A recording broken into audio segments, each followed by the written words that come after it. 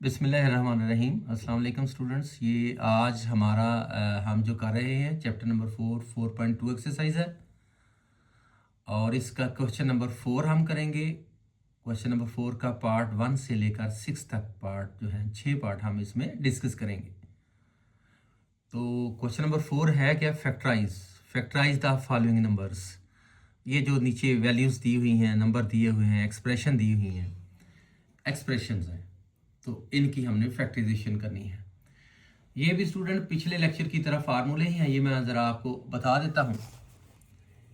ये तो हमने पढ़ा था कि ये दो नंबरों का होल क्यूब, दो नंबरों के माइनस का होल क्यूब ये होता है।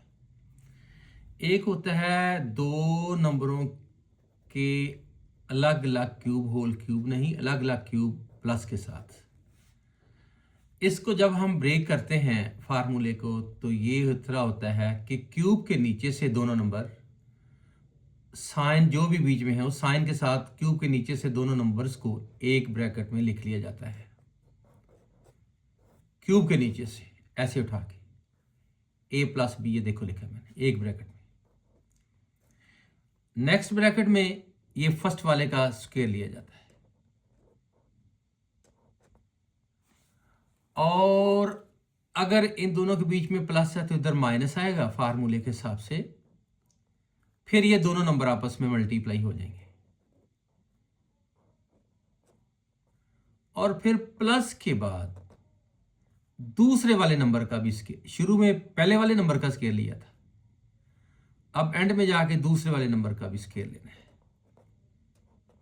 इस तरह ये एक फार्मूला है और इसके ये दो फैक्टर बन जाते हैं, ये और ये।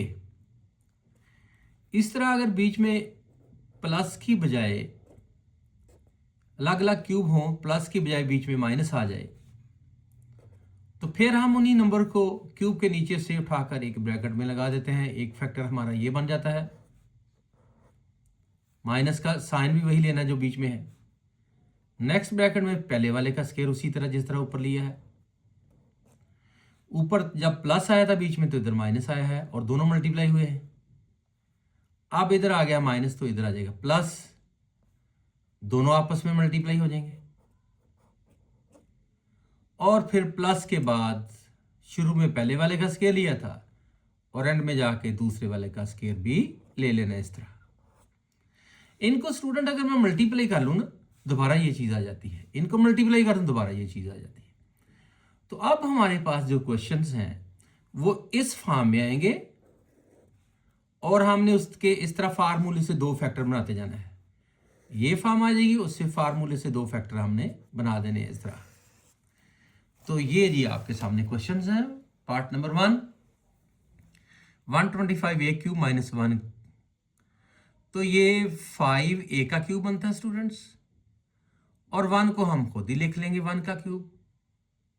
फार्मूला बन गया बीच में माइनस वाला, तो कौन सा बन गया ये वाला, दोनों तरफ क्यूब बीच में माइनस वाला। तो ये मैंने लिखा, बल्कि ये लिखा हुआ है a cube minus b cube, cube के नीचे से दोनों नंबर्स माइनस के साइन के साथ ब्रैकेट में आ गए, एक फैक्टर बन गया। दूसरे में पहले वाले का स्केयर, माइनस है तो प्लस लगाया, दोनों को मल्टीप्लाई किया और प्लस के बाद दूसरे का भी स्केयर लिख दिया। अब ये एक क्यूब माइनस बी क्यूब, इसको पढ़ें, क्यूब के नीचे से दोनों को उठा लें आप, 5a माइनस 1 एक ब्रैकेट में, एक फैक्टर बन गया। फिर अगले ब्रैकेट में पहले वाले का स्क्वायर ले लिया, माइनस है तो क्या लगा दिया, प्लस लगा दिया। फिर फर्स्ट टर्म और सेकंड टर्म को मल्टीप्लाई कर दिया है और प्लस के बाद दूसरे का भी स्क्वायर ले लिया है। दोबारा देखें जी, क्यूब के नीचे से 5a माइनस 1 को एक ब्रैकेट में लिख लिया, अगली ब्रैकेट में इस पहले वाले का स्क्वायर लिया, इनके बीच में माइनस है तो फिर इधर प्लस आएगा। ये दोनों टर्म्स को मैं मल्टीप्लाई करूंगा और प्लस के बाद ये दूसरा नंबर जो है उसका भी स्क्वायर ले लूंगा। तो इस तरह ये दो फैक्टर बन गए हैं, 5a minus 1 into 25a square बना है इसका, इसका 5a बन गया और इसका प्लस बन गया। इस तरह दो फैक्टर बन गए हैं जी। ये जो फार्मूला ही था, फार्मूले के पास ब्रेक किया है तो उसके दो फैक्टर ऑटोमेटिकली सामने आ गए हैं। इस तरह नेक्स्ट है ये 4x का क्यूब है, ये 5 का क्यूब है। अब बीच में प्लस है स्टूडेंट्स, तो क्यूब के नीचे से इन दोनों को मैं उठा लूँगा। ये फार्मूला मैंने लिखा हुआ है, 4x प्लस 5 को क्यूब के नीचे से उठा के एक ब्रैकेट में लिख लूँगा, ये देखो लिखा हुआ। फिर इस पहले वाले का स्क्वायर लिखूँगा, फिर इधर प्लस है तो इधर माइनस आ जाएगा। जब बीच में माइनस था तो इधर प्लस आया था, अब इधर प्लस है तो इधर माइनस आएगा। इन दोनों टर्म्स को मल्टीप्लाई कर दूंगा और प्लस के बाद सेकंड टर्म का भी स्क्वायर आ जाएगा। तो इस तरह इसके भी फार्मूले से दो फैक्टर बन गए हैं। इसको सिंप्लीफाई कर लेंगे तो 16x स्क्वायर आएगा, माइनस 20x आएगा और प्लस 25 आ जाएगा। आगे देखते हैं अगले पार्ट नंबर 3 है स्टूडेंट हमारे पास एक्स क्यूब माइनस 27। तो x रेज़ टू पावर 6 है, x raise to power 6 minus 27। x raise to power 6 जो है वो बन जाएगा x रेज़ टू पावर 2 का क्यूब। क्यूब की फॉर्म देनी है हमने, क्यूब वाला फार्मूला बनाना है। 2 नीचे और 3 ऊपर, और ये 3 का क्यूब होता है 27। फार्मूला हमारे पास बन गया a cube minus b cube, ये वाला। कैसे करते हैं जी? क्यूब के नीचे से दोनों को एक ब्रैकेट में, एक फैक्टर बन गया हमारा, दूसरे ब्रैकेट में पहले वाले का स्क्वायर, इधर माइनस तो इधर प्लस, फिर इन दोनों टर्म्स को मल्टीप्लाई करना है बीच में, और प्लस के बाद दूसरे का भी स्क्वायर ले लेना है। तो यहां क्या बना जी? क्यूब के नीचे से दोनों को हमने एक ब्रैकेट में लिया, एक्स स्क्वायर माइनस 3 एक ब्रैकेट में आ गया जी। दूसरे ब्रैकेट में इस पहले वाले का एक्स की 2 का स्क्वायर ले लिया है, ये देखिए ऊपर स्क्वायर डाला मैंने एक्स की 2 का स्क्वायर, और माइनस है तो इधर आ गया प्लस। दोनों टर्म आपस में मल्टीप्लाई हो गई हैं, एक्स स्क्वायर और 3, और प्लस के बाद दूसरी टर्म 3 का भी स्क्वायर हो गया है। तो इस तरह इसके दो फैक्टर बन गए हैं जी फार्मूले के हिसाब से। ये एक्स की 4 बन जाएगा, ये 3x स्क्वायर लिखा जाएगा इसको, और ये 3 का स्क्वायर 9 लिखा जाएगा। ये दो फैक्टर बन जाएंगे फार्मूले के हिसाब से। फार्मूला असल में हमें दो फैक्टर दे देता है, तो ये फार्मूला ही है, इसके दो फैक्टर हमारे सामने आगे हैं। तो फैक्टराइजेशन करनी थी, फैक्टर बन रहे हैं हमारे, ठीक है। तो अब हम पार्ट नंबर 4 करते हैं। पार्ट नंबर 4 स्टूडेंट्स ये है कि 1000 a cube plus 1। 1000 a cube जो है ये 10a का क्यूब बनेगा। 1000 जो है ये 3 का क्यूब होता है, 10 का क्यूब होता है। ये 10 का क्यूब, ये a का क्यूब, तो इकट्ठा हो गया 10a का क्यूब, और ये प्लस 1 का क्यूब। फार्मूला बन गया a cube plus b cube वाला, ये वाला।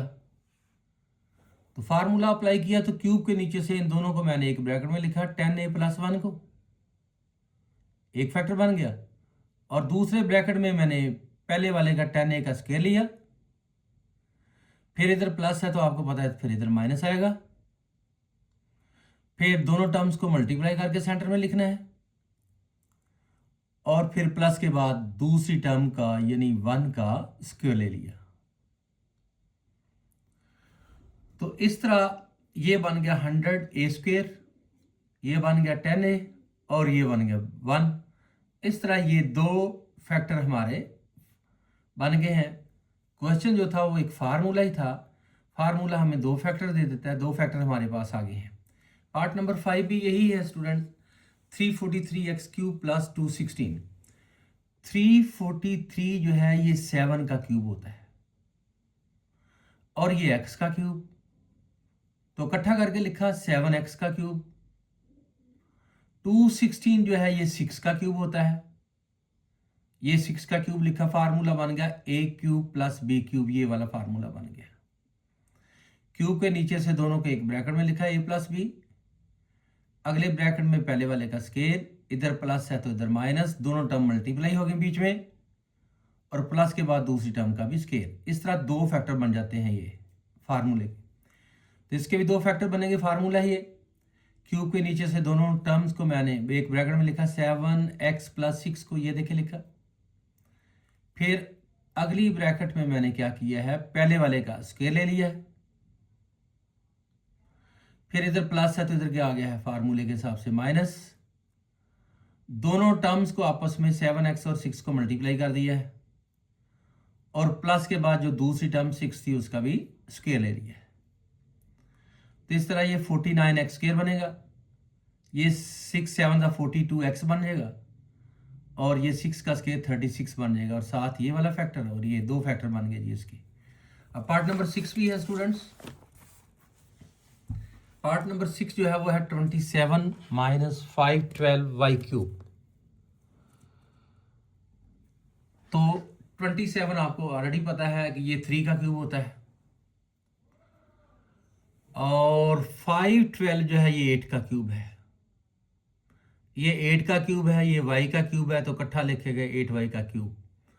तो a cube minus b cube का फार्मूला बन गया ये वाला, a cube minus b cube is equal to bracket के नीचे से अपना क्यूब के नीचे से दोनों टर्म्स को एक ब्रैकेट में लिखना है, a माइनस बी, फिर फर्स्ट वाले का स्क्वायर लेना है, माइनस है तो प्लस लगाना है, दोनों टर्म्स को बीच में मल्टीप्लाई कर देना है, और फिर प्लस के बाद सेकंड टर्म का भी स्क्वायर ले लेना है।